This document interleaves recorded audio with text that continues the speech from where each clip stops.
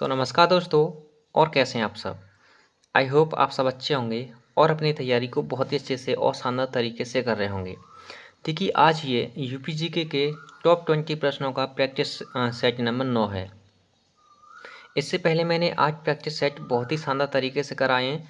अगर आपने वो नहीं करे हैं तो उन्हें कर लेना, उनके नोट्स भी बना लेना। मेरा वादा है आपसे, आपका अगर आपने ये यूपीजीके के जितने भी मैं आपको 20 से 25 प्रैक्टिस सेट कराऊंगा ना, ये सभी के सभी कर लिए तो आपका यूपीजीके का एक भी प्रश्न आपसे नहीं बचेगा। ठीक है, तो आइए शुरू करते हैं। स्वागत है आप सभी का आज की इस क्लास में। देखिए पहला प्रश्न पूछता है आपसे कि सोनभद्र से कितने राज्यों की सीमा लगती है, या फिर आपसे इस टाइप से पूछा जा सकता है कि सोनभद्र जिले की सीमा कितने राज्यों से लगती है। तो आपका आंसर होगा 4 राज्यों से। 4 राज्यों की सीमा सोनभद्र से लगती है। कौन कौन से हैं? मध्य प्रदेश, छत्तीसगढ़, झारखंड और बिहार। ठीक है। प्रश्न नंबर 2 पूछता है आपसे कि कौशाम्बी के मुख्यालय का नाम क्या है। कौशाम्बी के मुख्यालय का नाम क्या है? तो आपका आंसर होगा मंजनपुर। क्या है? मंजनपुर। ठीक है। प्रश्न नंबर 3 है, ये पूछ रहा है आपसे कि यूपी में कुल कितने कृषि जलवायु क्षेत्र हैं। यूपी में कुल कितने कृषि जलवायु क्षेत्र हैं? तो आपका आंसर होगा 9। यूपी में कुल 9 कृषि जलवायु क्षेत्र हैं। ठीक है। प्रश्न नंबर 4 है, ये जल परियोजना से संबंधित है। जो परियोजना चलाई जा रही है यूपी में उससे संबंधित है कि गंगा जल परियोजना कहाँ चलाई जा रही है। गंगा जल परियोजना कहाँ चलाई जा रही है? तो आपका आंसर होगा ग्रेटर नोएडा में। ग्रेटर नोएडा में चलाई जा रही है। क्यों चलाई जा रही है? पेयजल हेतु, पीने के पानी के लिए। ठीक है, पीने वाले पानी के लिए चलाई जा रही है। प्रश्न नंबर 5 क्या कहता है, ये पूछ रहा है आपसे कि गिरजा देवी किस घराने से संबंधित हैं। गिरजा देवी किस घराने से संबंधित हैं? तो आपका आंसर होगा लखनऊ घराने से। देखिए अगर आपको प्रश्नों का लेवल अच्छा लग रहा है ना, तो क्लास को लाइक कर दिया करो। बहुत मेहनत से बनती है ये क्लास, है ना। देखिए प्रश्न नंबर 6 क्या कहता है कि महावीर स्वामी वन्यजीव विहार कहाँ पर है। महावीर स्वामी वन्यजीव विहार कहाँ पर है? तो आपका आंसर होगा ये ललितपुर में है, और ये सबसे छोटा वन्यजीव विहार है यूपी का। ठीक है। प्रश्न नंबर 7 क्या कहता है कि ललिता देवी मेला कहाँ लगता है। ललिता देवी मेला कहाँ लगता है, इसका आयोजन कहाँ होता है, किस जिले में होता है। इस टाइप से आपसे प्रश्न पूछा जा सकता है। तो आपका आंसर होगा नैमिषारण्य। नैमिषारण्य एक जगह का नाम है जो कहाँ पर है, आपके सीतापुर में। ठीक है, यहाँ पर इस मेले का आयोजन होता है। प्रश्न नंबर 8 है, गोविंद बल्लभ पंत सागर कहाँ पर है। गोविंद बल्लभ पंत सागर कहाँ पर है? तो आपका आंसर होगा ये है आपके सोनभद्र में। ठीक है, सोनभद्र में है। और ये सागर ना, ये आर्टिफिशियल यानी कृत्रिम सागर है। ठीक है, झील भी बोल सकते हैं, झील तो नहीं, लेकिन इसका नाम ही सागर रखा गया, तो झील कैसे बोलोगे आप। प्रश्न नंबर 9 है, अगर आपसे पूछा जाए, देखिए इस प्रश्न से आपको 2 प्रश्न देखने को मिल जाएंगे कि अकबर के मुख्य सलाहकार का नाम जन्म क्या कहाँ हुआ। अगर आपसे पूछा जाए, देखिए अकबर के नवरत्न थे, 9 रत्नों में से एक थे आपके बीरबल, और ये जो बीरबल थे ना, ये अकबर के मुख्य सलाहकार थे। अकबर के मुख्य सलाहकार अगर आपसे पूछा जाए तो आपका आंसर होगा बीरबल। और बीरबल का जन्म यूपी के किस जिले में हुआ और किस जगह पर हुआ? तो आपका आंसर होगा कालपी। कालपी जगह पर हुआ, जो कि जालौन जिले में पड़ती है। कहाँ पर? कालपी, जालौन में। ठीक है। प्रश्न नंबर 10, अगर आपसे पूछा जाए कि समसपुर पक्षी विहार किस जिले में है। समसपुर पक्षी विहार किस जिले में है? तो आपका आंसर होगा रायबरेली। याद कैसे करना है? इस समस्त से आप बना लो समस्त। समस्त लोग राय मांगने जाते हैं कहाँ से? रायबरेली से। तो रायबरेली हो जाएगा, है ना। प्रश्न नंबर 11 कह रहा है कि बमरौली हवाई अड्डा किस जिले में है। बमरौली हवाई अड्डा किस जिले में है? तो आपका आंसर होगा प्रयागराज। देखिए प्रयागराज से ही संबंधित मैं आपको 3-4 प्रश्न बताने जा रहा हूँ। अगर आपसे पूछे कि त्रिवेणी संगम कहाँ लगता है, त्रिवेणी संगम कहाँ पर है? तो आपका आंसर होगा प्रयागराज। आनंद भवन कहाँ पर है? प्रयागराज। यूपी का हाई कोर्ट कहाँ पर है? प्रयागराज। ठीक है। और भी प्रश्न पूछा जा सकता है, जैसे अगर आपसे पूछा जाए कि यूपी की सर्वाधिक जनसंख्या किस जिले में है? तो आपका आंसर होगा प्रयागराज।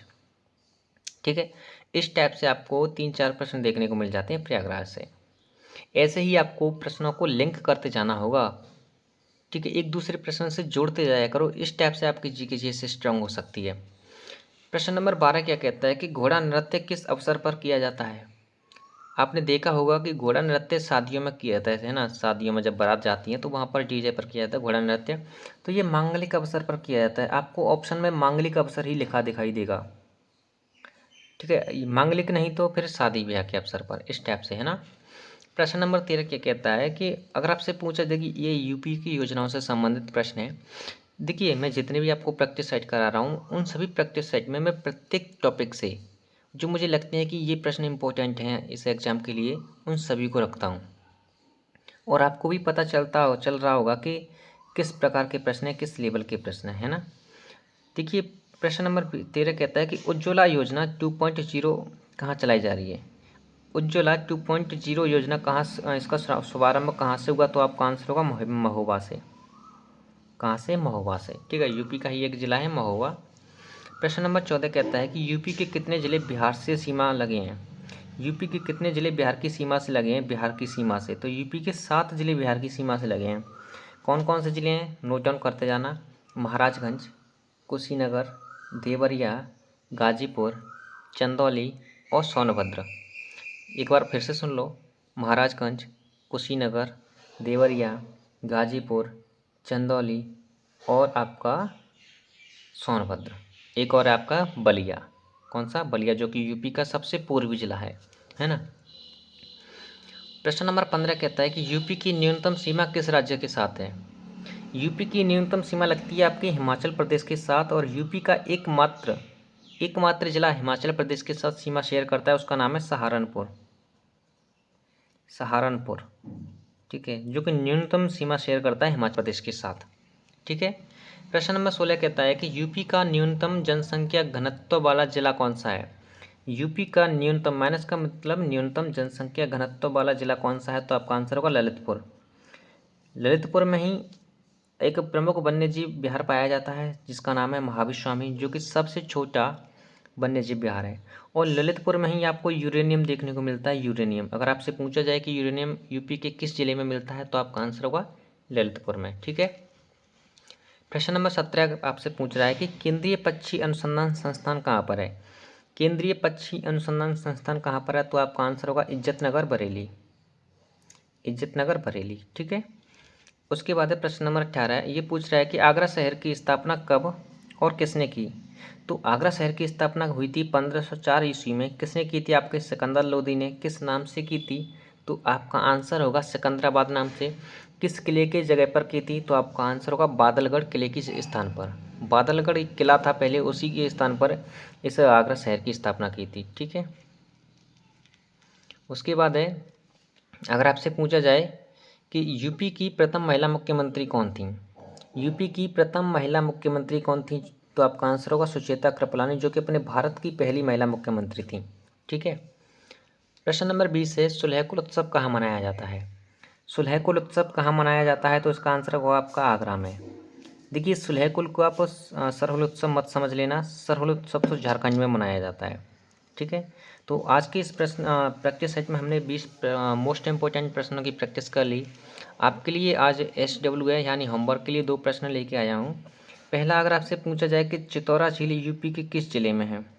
चितौरा झील, इसका आंसर आप कमेंट करके बताना। और दूसरा है समान पक्षी विहार। समान पक्षी विहार यूपी के किस जिले में है। तो इन दोनों प्रश्नों का उत्तर आप कमेंट करके ज़रूर बताना। ठीक है। तो आज का प्रैक्टिस सेट कैसा रहा, कैसा लगा आपको आज का प्रैक्टिस सेट, किस लेवल के प्रश्न लगे, अपना फीडबैक कमेंट के साथ ज़रूर दिया करें। ठीक है। तो चलिए मिलते हैं नेक्स्ट क्लास में। धन्यवाद।